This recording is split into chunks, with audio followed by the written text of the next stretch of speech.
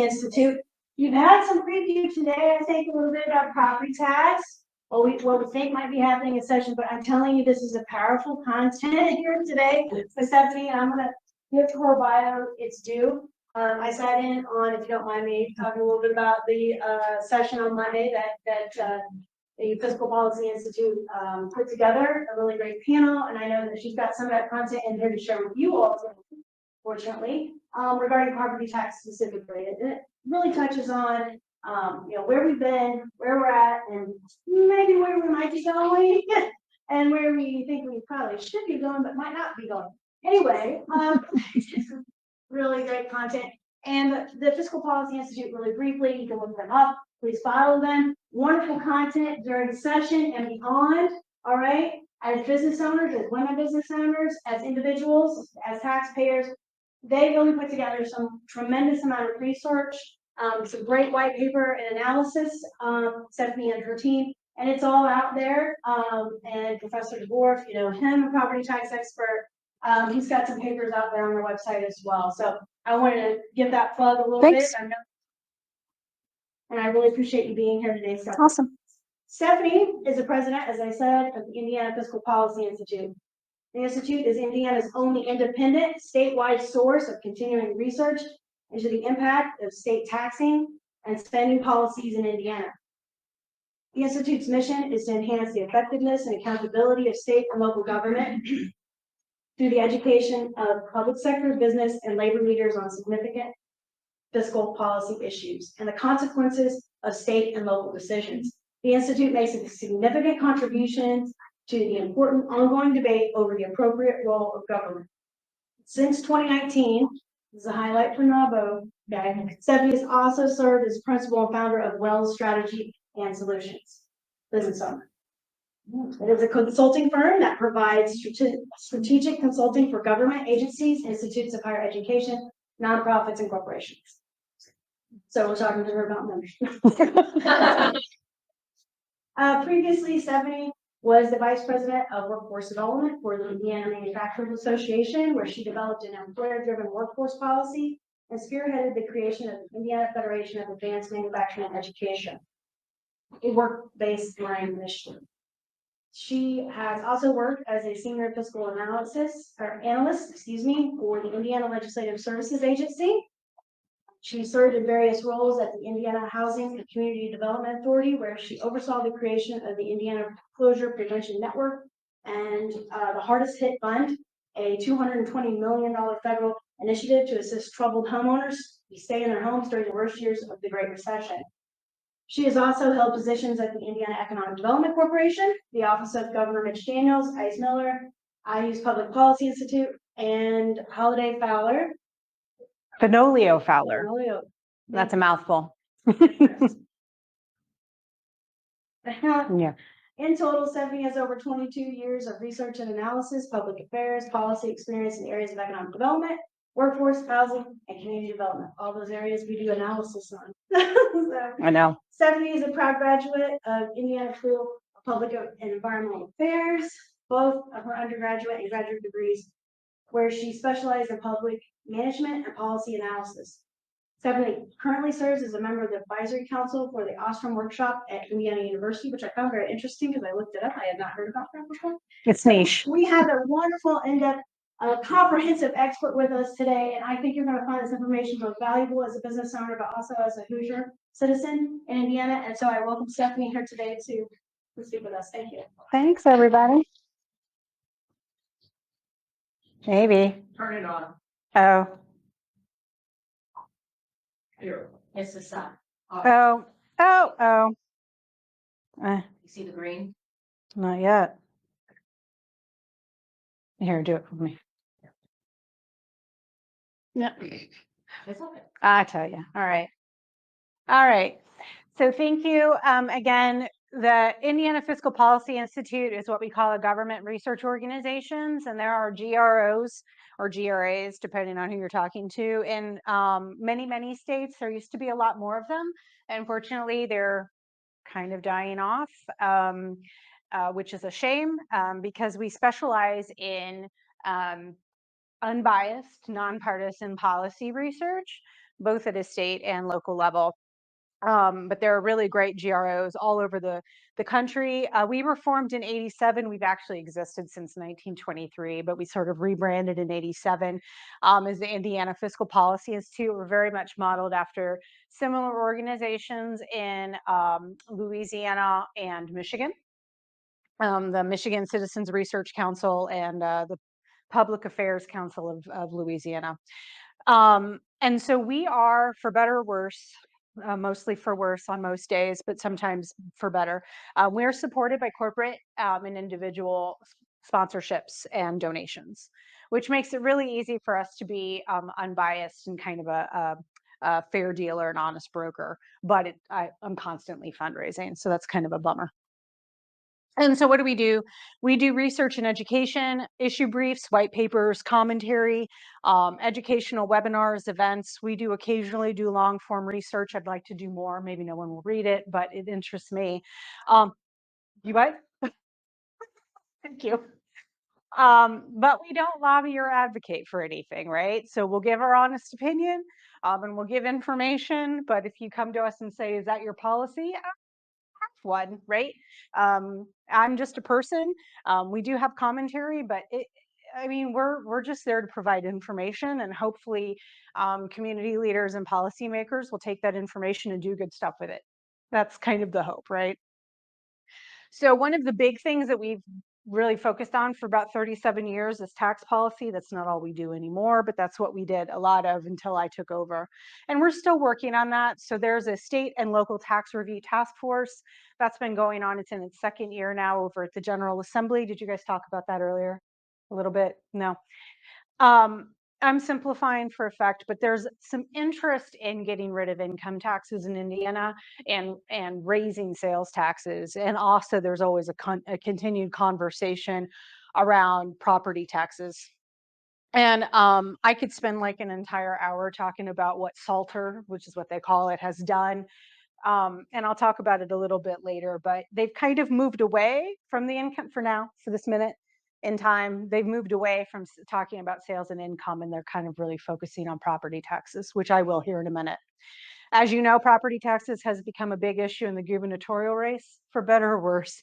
And the other thing that SALTER is not doing, but something that's on our radar, is road funding. So we have a $2.4 billion gap in money that we need to raise to maintain the current roads that we have. We don't have that money. We're not raising enough money.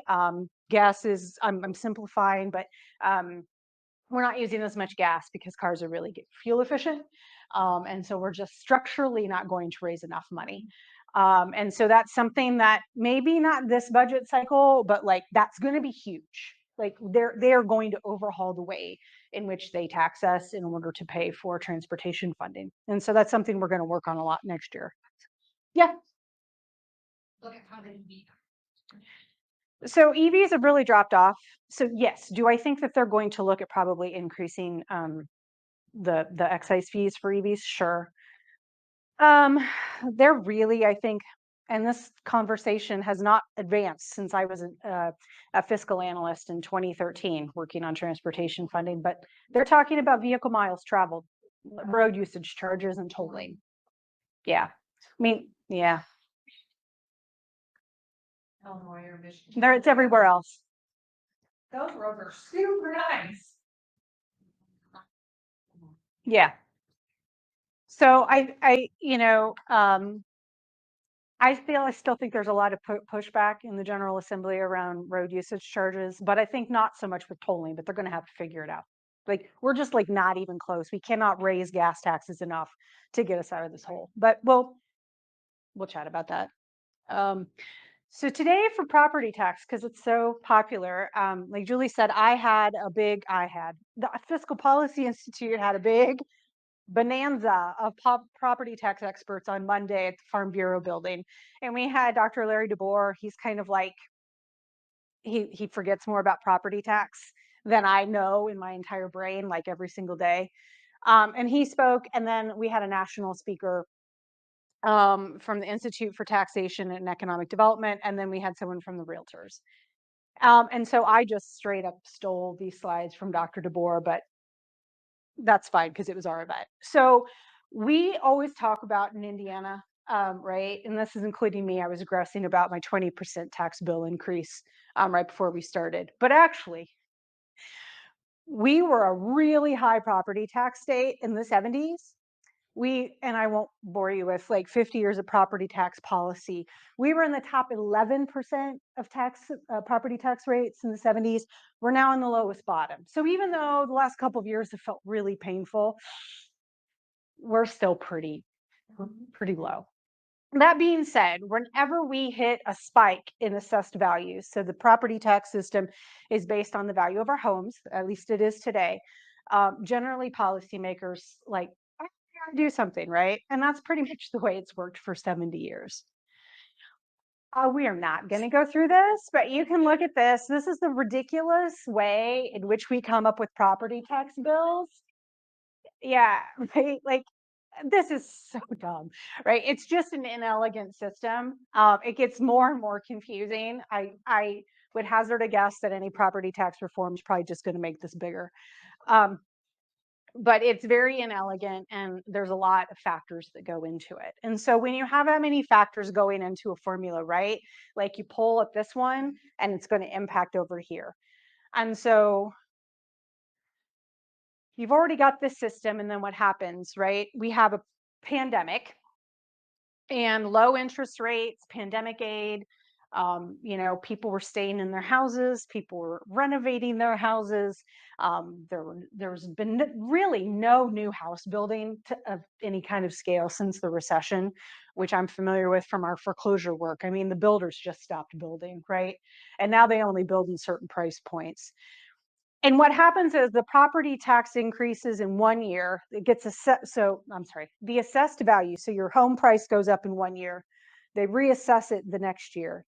So your property tax bill increase is going to happen 2 years later, right? So property values increases started in 2021, and then we started getting the bills in 2023. And so what you'll see, and as you can see, each different kind of class of property owner was impacted differently. I mean, homeowners in their primary home in that first year, 17% increase in their property tax bills. Now, over all property classes, it was 10%, but nothing to like sniff at, right? Um, Actually, business personal property, which are we all familiar with business personal property? It's okay.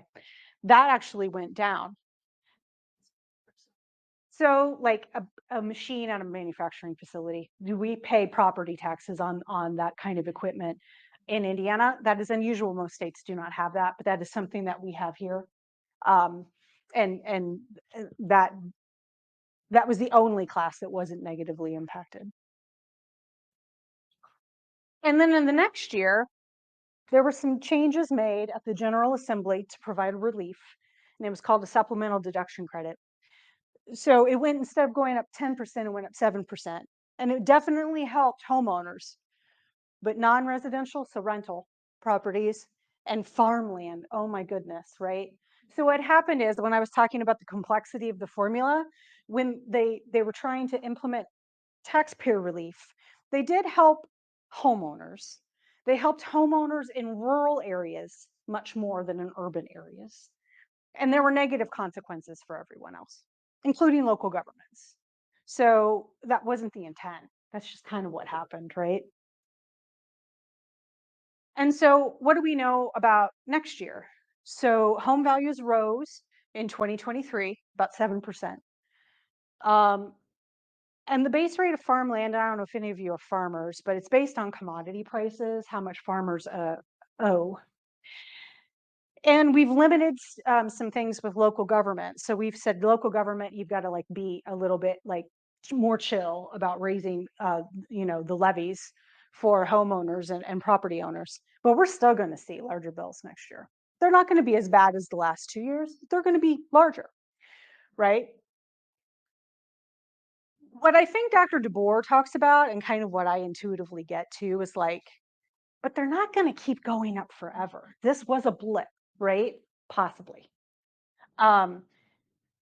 If the assessed values normalize, right? If all of our house prices stop going up so much, then 2025 might be the peak. and it might just sort of self-correct. But if it's a trend, if it keeps going up, they're going to have to fix this issue.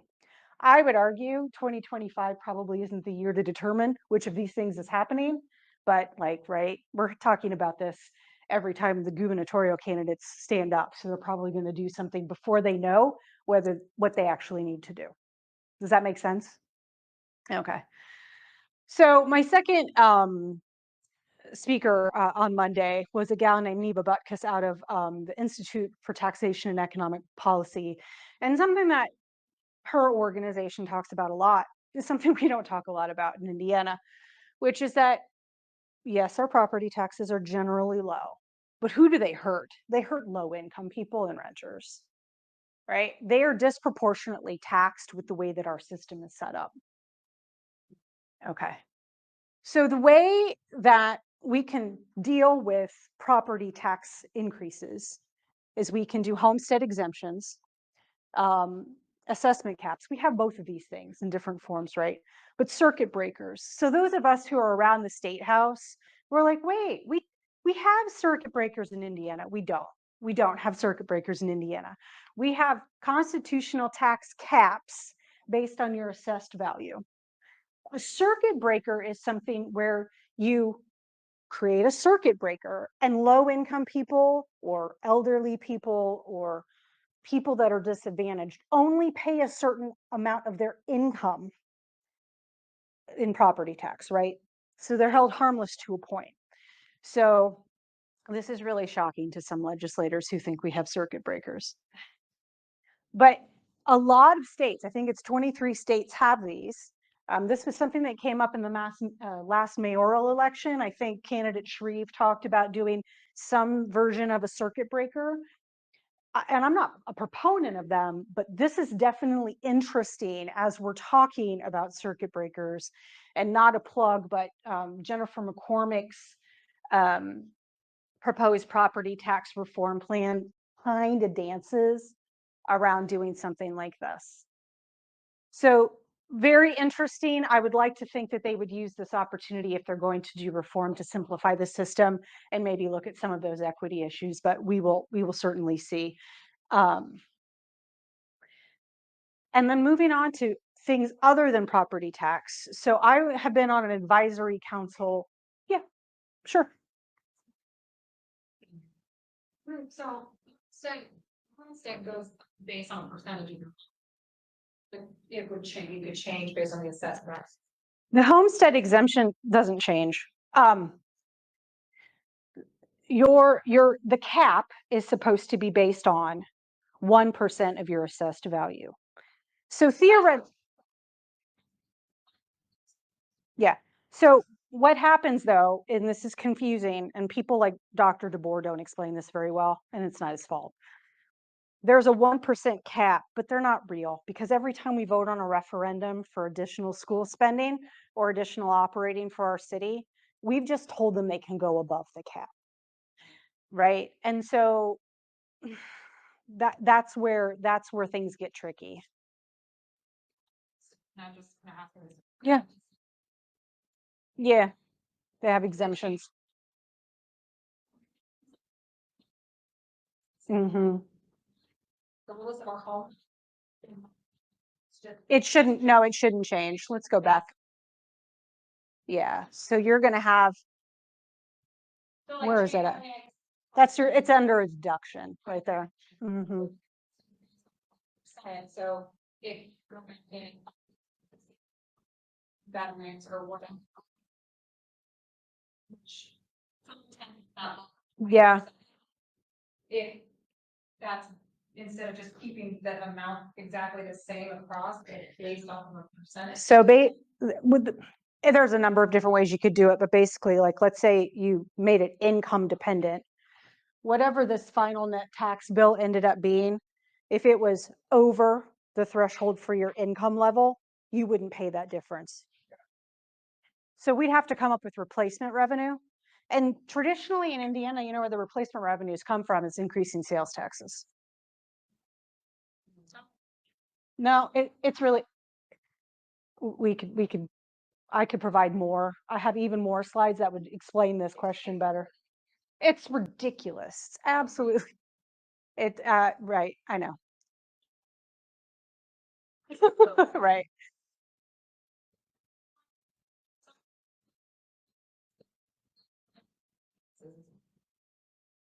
Yeah. That's all it. Maybe some changing some benefits for veterans, that's one thing to do, like you don't, well, Indiana has a lot of veterans. Yeah. And they have a lot of people in active duty, but you're only giving them 25,000. Well, another thing that they're doing, and I know it's on the table, not to get off topic, but also we tax veteran benefits in Indiana and retirement benefits. A lot of states don't do that. I think that's in the Braun proposal. Yeah. You have to show it. Yeah. Yeah. So I sat these are not these are from the Indiana Chamber, but they did a really nice, it took a long time, but they did a really nice study and they kind of compared Indiana to what we call benchmark states. And these are states like Tennessee and Florida. When you talk to policymakers and they're like, we're just not competitive from a tax perspective compared to Tennessee, right? So we picked the advisory council helped them pick these benchmark states. And what we found was we're kind of in the middle of the pack. Like Tennessee gets 46% of their tax revenue from sales tax. They tax everything that moves. They tax groceries. They have local sales tax. I mean, I think the effective sales tax rate in Nashville is like 10.6%. It might have gone up. I mean, so they don't have any income tax. It's true. They have a lower property tax than us. But this is really useful. You'll all get copies of this, but it's really useful to sort of level set. And whether you love our tax policy or don't, right?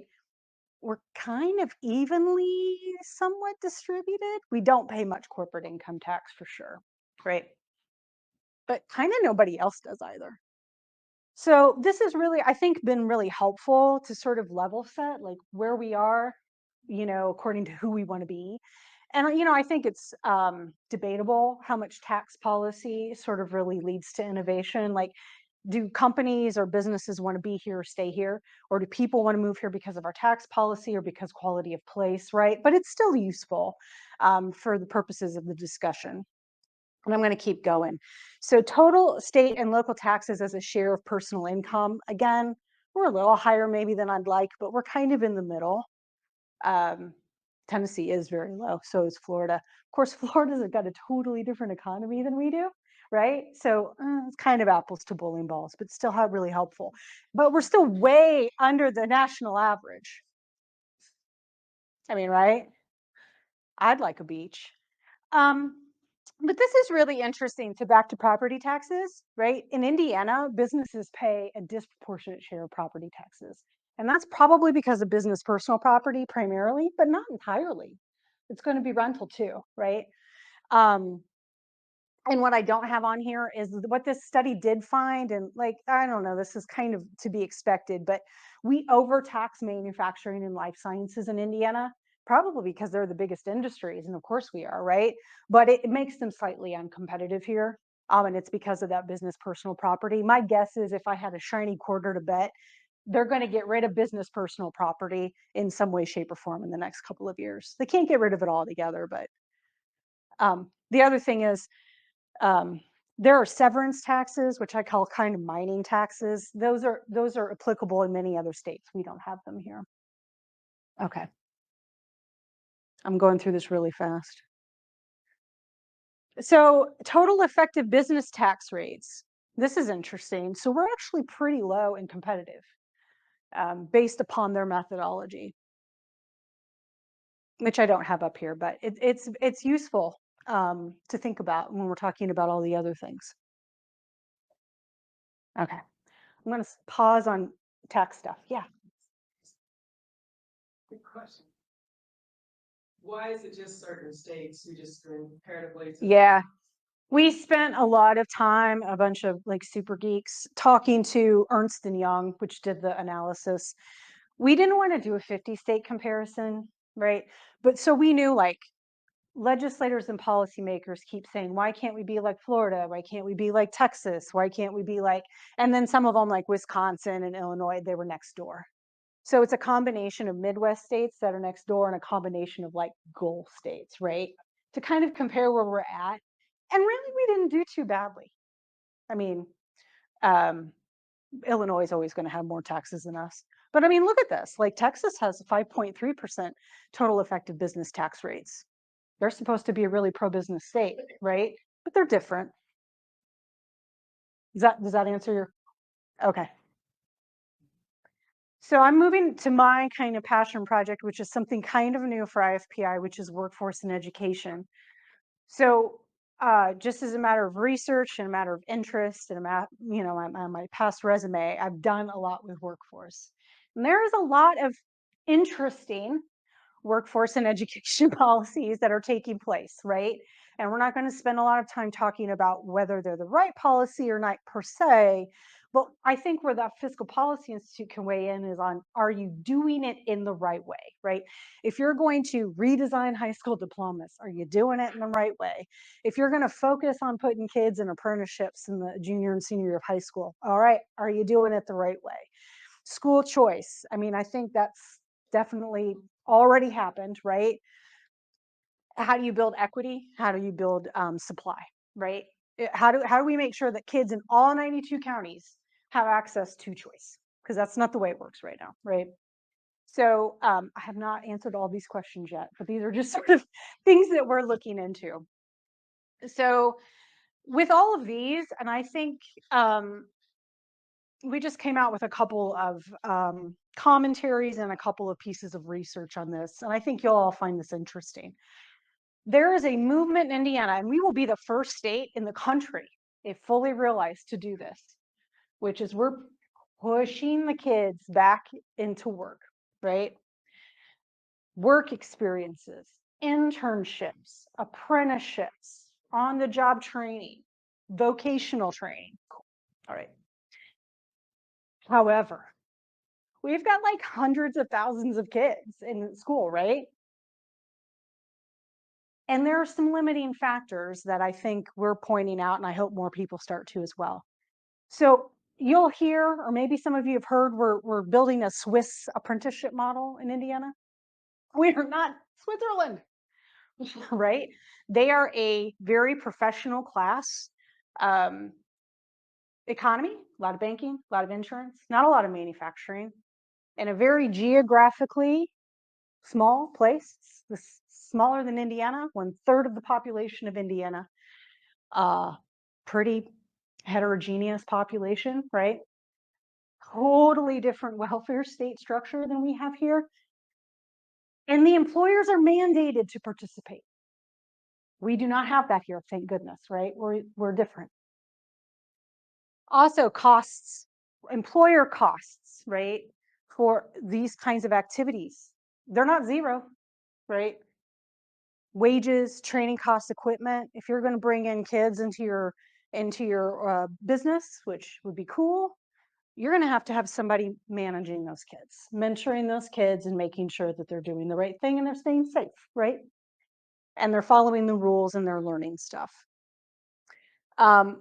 Many US employers are not organized on a sector level, like all the manufacturers, which is what they do in Switzerland, or all the bankers, or all the insurance companies, or all the whatever. And modern workers have mobility, right?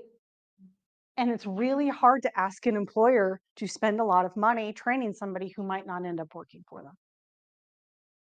And the last thing is, and I think you all can feel me on this, Indiana business owners are small businesses. We're like little. It's going to be really hard. We're not all Cummins or Lilly, right? And that's good. That's great for our economy, but it's just kind of the reality. So here are Indiana employers by size. I mean, we're all very small, right? And so figuring out how to integrate work experiences and apprenticeships and internships into these size companies, I don't see a plan for that. I think it's doable, but we need to be thinking about how to do that, right? I'm not sure how it's doable, but I that needs more work. That's the big block, yeah. We. High school kids. Two, you can't they have to be over 18 a lot of times. And so that's another. When I worked at the IMA, the Manufacturers Association, they started talking about this. This thing has been in conversation for a long time. And I said, I think this could be great in some industries, but not all. It's okay on our design side, but not. That's on the right. side. That's right. College. Factor. First, 18 and you're in. So Yeah. it becomes a little. Healthcare is the same way, Yeah. right? I mean, yes, 100%. See what it's like. Well, and the thing that I didn't put in and so like, but the other thing is like, kids are great, but kids are kids, right? And you're going to get some kids that come in and they're just, Yeah. what do you do with them? What do you do with them? They couldn't finish the work experience. You know, the brain's not fully developed. Maybe they'll get it together when they're older, but 16 is pretty young, right? I mean, I was pretty dumb when I was 16. So, you know, the thing that we're going to continue to work on is apprenticeships nationally have a low completion rate, and that's kind of by design. They are hard on purpose, right? They're rigorous, and people that complete apprenticeships, as we know them in the United States, are really good at what they're trained to do. So we want to be very, very careful that by scaling these programs that we don't minimize their impact, right? We know that employers receive a positive investment or positive ROI on these, for sure, they do. Right? But I've not seen evidence, and I'd love to raise money to do this ourselves. You ask 10 employers, do you need talent? And 10 employers will say yes. But if you ask 10 employers, will you take a youth apprentice? I don't think we have any data on the sensitivity of employers to do that. I think this is all good ideas. I think these are things we need to be talking about.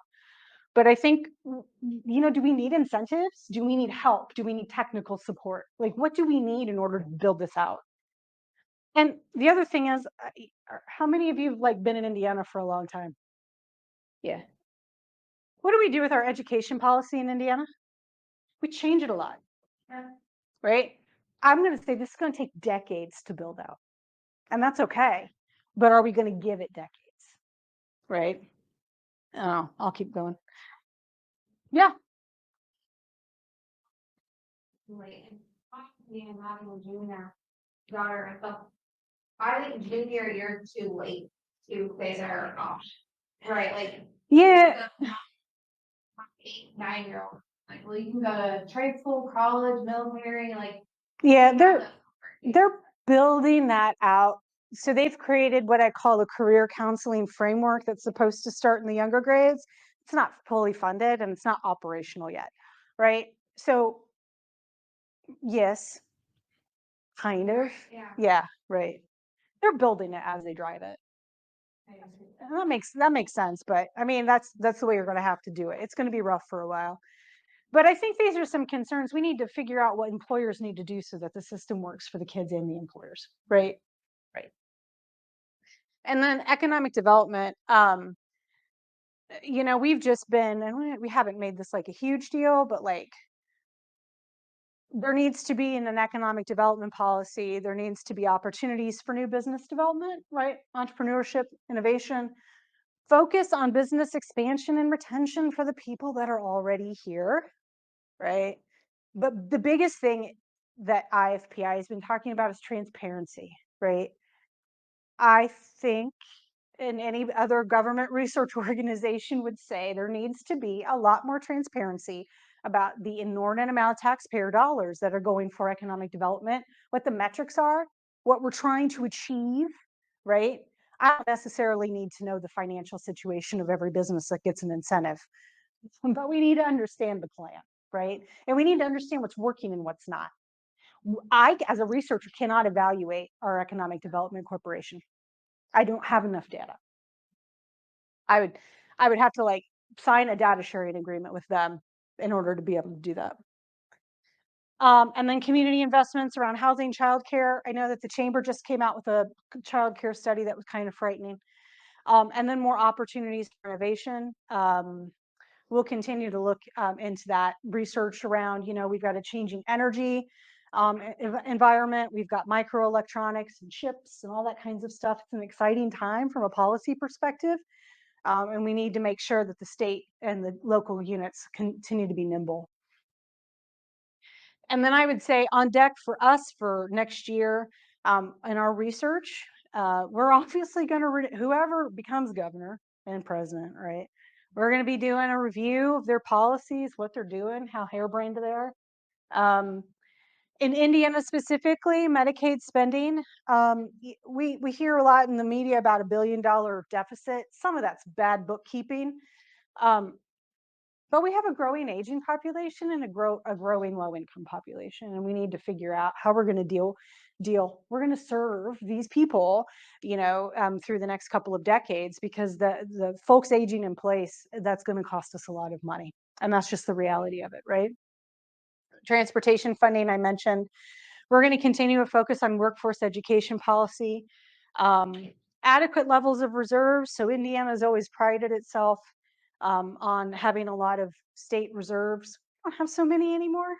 And that's not because of COVID. We got tons of reserves after COVID.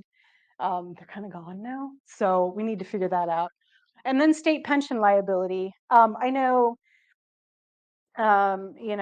there's I won't bore you, but there's an old teacher pension plan in Indiana that's like really gross, and it costs us a lot of money.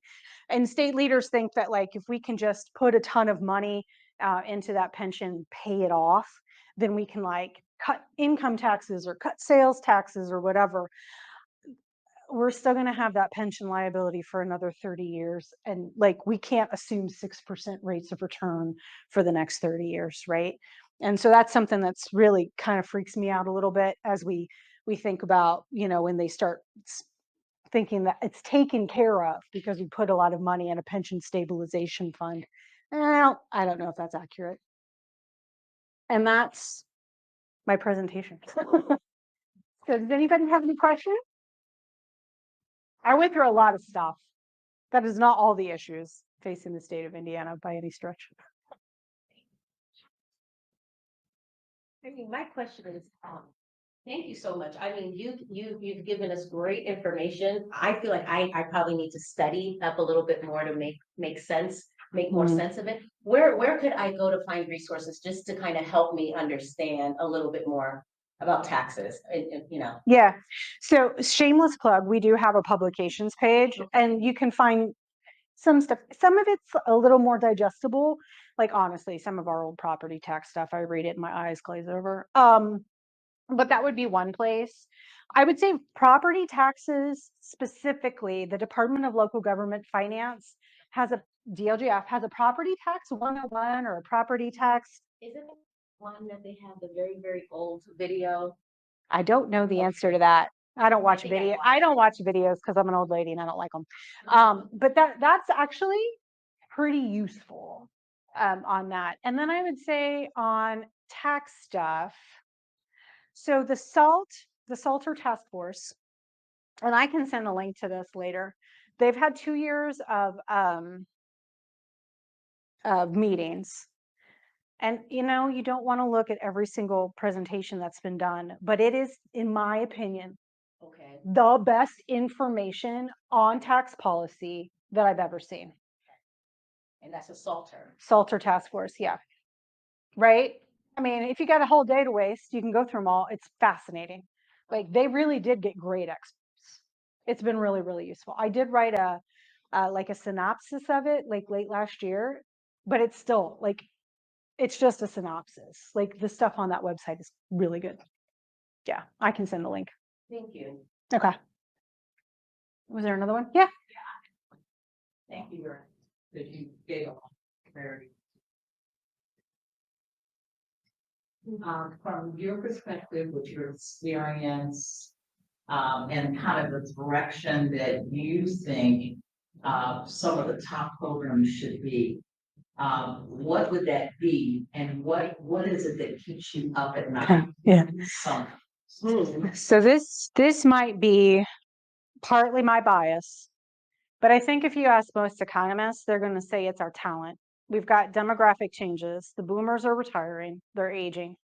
We're having fewer kids being born, and we're having a real hard time keeping people here. Right? So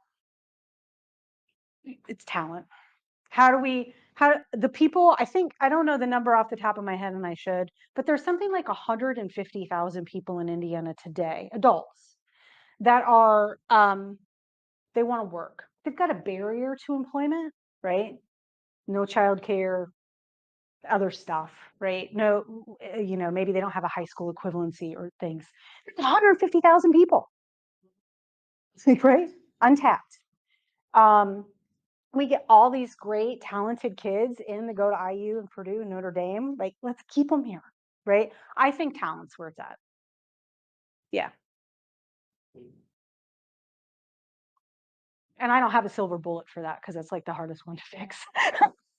Yeah. Yeah. Anything else? So you think workforce development hasn't been helping with the talent? So I wrote a commentary 2 months ago. So we have talent development or workforce development or education at the Department of Workforce Development, Commission for Higher Education, Family and Social Services Administration, the Department of Education, and the Indiana Economic Development Corporation. That's ridiculous. They're all doing different stuff. They don't have they're very siloed. They don't all speak with one voice. They don't have a shared vision. Even if there was a and I forgot the governor's workforce cabinet, even if they had a shared vision and remained in silos, that would be okay. But we're not even to that point. Right? Right. Oh, and the Department of Corrections, I forgot about them. Right, yeah. Yeah. So, Any other questions for anyone? This has been an amazing presentation. thank you. Yeah.